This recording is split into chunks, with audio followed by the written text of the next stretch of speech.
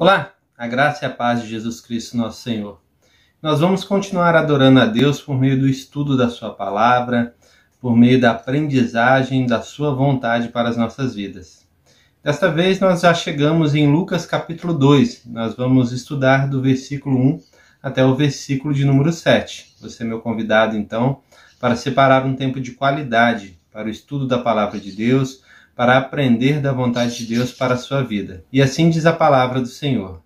Naqueles dias, César Augusto publicou um decreto ordenando o recenseamento de todo o Império Romano. Este foi o primeiro recenseamento feito quando Quirino era governador da Síria, e todos iam para a sua cidade natal, a fim de alistar-se. Assim José também foi da cidade de Nazaré, da Galiléia, para a Judéia, para Belém, cidade de Davi, porque pertencia à casa e à linhagem de Davi. Ele foi a fim de alistar-se com Maria, que lhe estava prometida em casamento e esperava um filho. Enquanto estavam lá, chegou o tempo de nascer o bebê, e ela deu à luz o seu primogênito, envolveu-o em panos e o colocou numa manjedoura, porque não havia lugar para eles na hospedaria. Lucas capítulo 2, do verso 1 ao 7, então nos relata aí a respeito do nascimento de Jesus Cristo.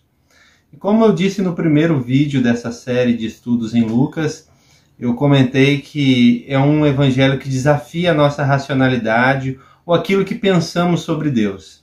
Nós temos sempre esse impulso de colocar Deus dentro das nossas vontades, quando na realidade o que deve acontecer é justamente o contrário, as nossas vontades se submeterem à vontade de Deus. Quando eu digo isso, eu quero dizer que esse evangelho vai realmente desafiar aquilo que pensamos a respeito de Deus, aquilo que Deus tem que fazer segundo os nossos conceitos. Não é bem assim que acontece. Então a primeira coisa que nos chama a atenção aqui é logo o versículo de número 1, versículo de número 2, que diz o seguinte: Naqueles dias César Augusto publicou um decreto ordenando o recenseamento de todo o Império Romano. Este foi o primeiro recenseamento feito quando Quirino era governador da Síria. E aí o verso 3 diz: E todos iam para a sua cidade natal, a fim de alistar-se. A gente percebe aí que foi feito um decreto pelo maior imperador romano, aquele que tinha o maior poderio sobre a face da terra nessa época. Esse recenseamento era justamente para que as pessoas se alistassem na sua terra natal, a fim de que eles soubessem quantas pessoas existiam para que pudessem cobrar os impostos. Então aí o governador, o governante máximo do mundo naquela época, queria saber quantos seriam aqueles súditos que deveriam pagar impostos para o império. Olhando para esse texto, nós temos que nos perguntar algumas coisas. Por exemplo, o verso de número 4 vai nos lembrar que assim José também foi da cidade de Nazaré, da Galiléia, para a Judéia, para Belém, cidade de Davi, porque pertencia à casa e à linhagem de Davi. Onde o Cristo haveria de nascer? Onde Jesus deveria nascer? E quando vemos Miqueias, capítulo 5, versículo 2, existe uma profecia, 700 anos antes do nascimento de Cristo, que diria que ele teria que nascer justamente na cidade de Belém. Mas, como o texto aqui revela, José e Maria estavam em Nazaré, cerca de 160 quilômetros de distância. Quais que são as perguntas levantadas? Será que Deus não se programou corretamente? Será que Deus não poderia ter escolhido uma mulher já na cidade de Belém ali, para nascer então essa criança já na cidade, ao invés de ter que fazer uma viagem tão prolongada? Ou será que Deus se esqueceu que ele havia feito essa promessa? Ele não poderia ter mandado um anjo, como fez anteriormente, avisar a Maria, a José, para eles irem um pouco mais cedo para Belém e assim ter comodidades, local adequado para o nascimento de Jesus Cristo? Afinal, estamos falando do nascimento do próprio Filho de Deus, o próprio coautor da criação, o próprio Deus, assim como o Deus Pai, Deus Espírito Santo. Será que Deus não calculou corretamente o tempo? E aí nós vamos perceber alguns detalhes. O que o texto revela é que ao invés de Deus mexer com as coisas pequenas, ele mexe com o mundo inteiro. E ele mexe céus e terra para que a sua vontade soberana aconteça na vida de José, na vida de Maria, mas também que a sua palavra, pois ele zela pela sua palavra, aconteça, se cumpra como havia sido dito anteriormente. Veja, o homem mais poderoso da face da terra realiza um decreto, e sem ele saber, isso era parte do plano divino, do plano soberano de Deus. O que isso nos traz, então, de lição logo nesse primeiro momento? Que Deus é soberano. Nós não podemos deixar de olhar para a soberania de Deus quando olhamos para as Escrituras. Deus é o dono da história, é o dono da minha história, é o dono da sua história, e mesmo os detalhes que parecem pequeninos são de extrema importância para avaliarmos realmente a presença de Deus em nossas vidas. Portanto, é necessário vermos, percebermos que Deus movimentou todo o império, todo o mundo, para que José, para que Maria estivessem em Belém no momento do nascimento de Jesus Cristo, porque assim é a profecia que fora feita anteriormente por Miqueias. Visto isso, há uma aplicação que eu quero fazer aqui para os nossos dias. Nós que estamos vivendo de decreto em decreto, de mudança em mudança, nesses dias tão estranhos, tão perturbadores, tão conturbados, nós temos conseguido ver a soberania de Deus em tudo? Porque é bem verdade que muitas coisas nos incomodaram à medida que foi mudando os decretos e foram mudando aquilo que podia e aquilo que não podia ser feito. Porém, nós temos olhado e visto como a mão de Deus tem agido mesmo nesse tempo. Os nossos governantes, eles demonstraram uma total falta de capacidade diante de uma pandemia. Nós não podemos nos agarrar neles. Eles fizeram da pandemia uma politicagem, e dessa politicagem prejudicaram muitos homens e muitas mulheres. E esse ídolo chamado política, e essa idolatria que é baseada no poder dos homens, caiu por terra. Você viu que não adiantou você confiar, e não adianta você confiar em homens, porque homens são falhos. E ao invés desses homens se voltarem em unidade e criarem uma unidade para cuidar dos doentes, cuidar das doenças do mundo, fizeram política em cima da doença. Preocupados tão somente com as eleições e se candidatarem e se elegerem. Assim aconteceu. Basta olhar os fatos. E você percebe que esse grande ídolo cai por terra. Nós vemos também que, em meio a tantos decretos que foram realizados, esses homens não sabiam, mas eles estavam agindo para que os homens e mulheres de Deus fossem peneirados. E agora chegou o tempo realmente de nós olharmos para as nossas igrejas e perguntarmos quem realmente são os cristãos, quem realmente teve uma vida transformada por Jesus, ou alguns, hoje, depois de alguns dias sem irem para a igreja, você olha para eles e eles não vêem nem motivo para estarem presentes nos cultos. Para eles, tanto faz, tanto fez, não há mais motivo para estar presente. Na sua casa eles não oraram, na sua casa eles não leram, na sua casa eles não se dedicaram. E com isso o joio e o trigo foi sendo separado, foi sendo ceifado, e Deus tem feito a obra que é dele na sua igreja. E como é bom isso, como é maravilhoso isso. Porque a igreja de Cristo, ela sempre cresceu com qualidade quando perseguida. Quando proibida de cultuarem, quando os seus homens e mulheres foram escravizados, aqueles que eram realmente fiéis não desanimaram, não desistiram e foram à frente com a obra que Deus tem para realizar na face dessa terra. E Deus está fazendo isso novamente. Tantas e tantas vezes. Alguns homens diziam, bom, quem dera Deus enviasse uma perseguição para realmente sabermos quem é realmente de Jesus Cristo e quem não é, para sabermos quem são aqueles homens e mulheres fiéis a Deus. Aí está, um momento oportuno para você se perguntar se você é realmente servo, homem e mulher dedicado a Jesus Cristo, ou se você é só mais um. mas um que foi durante anos à igreja, se sentou no banco, mas nunca teve um encontro verdadeiro com Jesus Cristo, nunca pediu perdão pelos seus pecados, nunca se arrependeu verdadeiramente pelas suas mazelas, nunca descansou na cruz de Jesus e na soberania de Deus. Hoje nos é dada a oportunidade de refletir sobre a soberania de Deus na sua história, na minha história.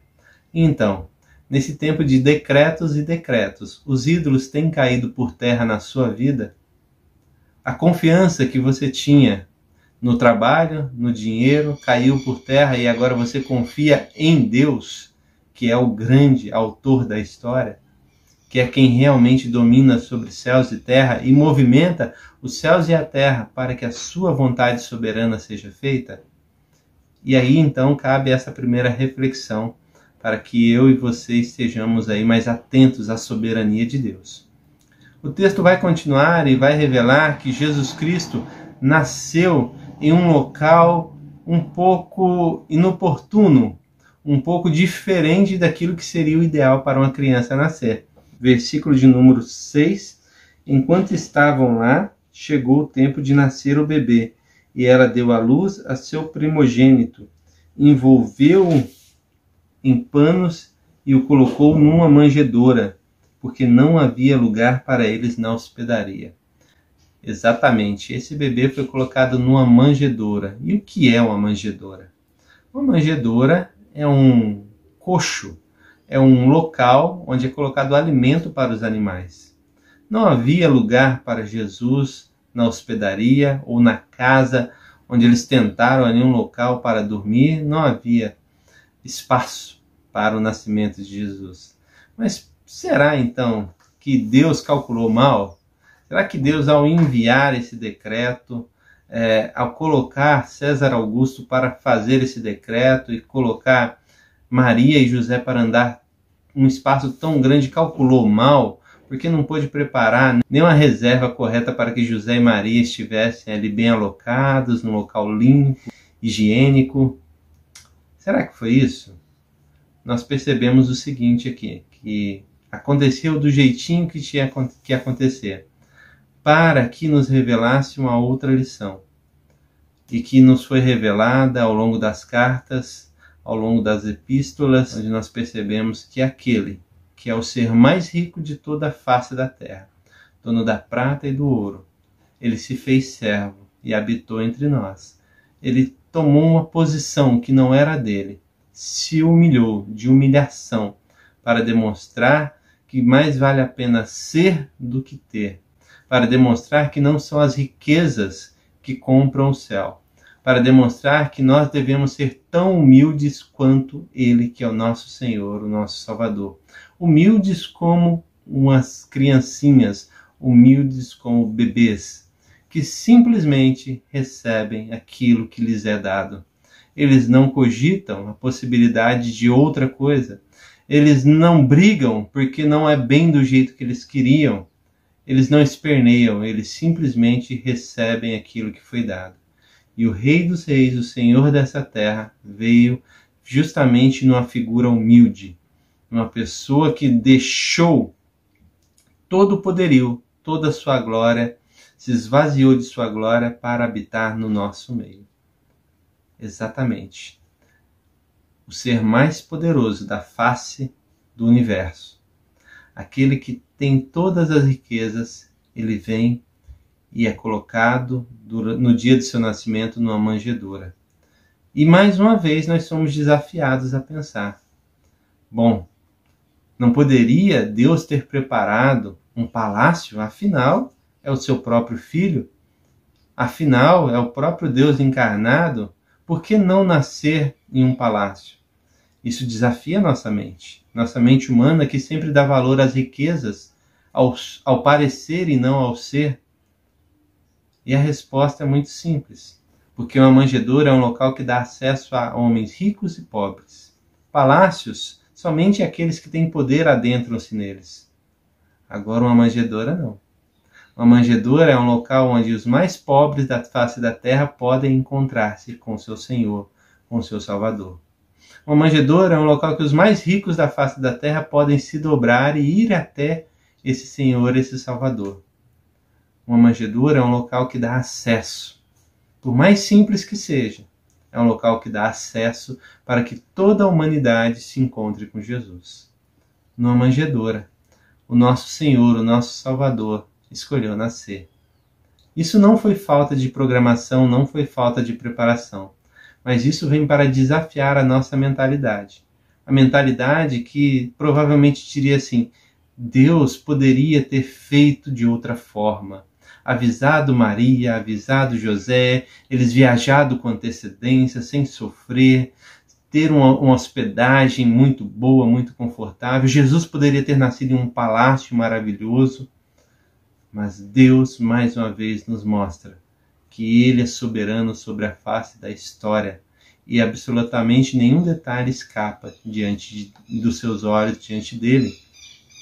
Ele nos traz essa lição da sua soberania, onde Ele move céus e terra para que aconteça a sua vontade, sua soberana vontade. Ele nos traz essa lição para demonstrar que Jesus nasce em um lugar que é de acesso a todos, os mais pobres até os mais ricos, um local simples e humilde.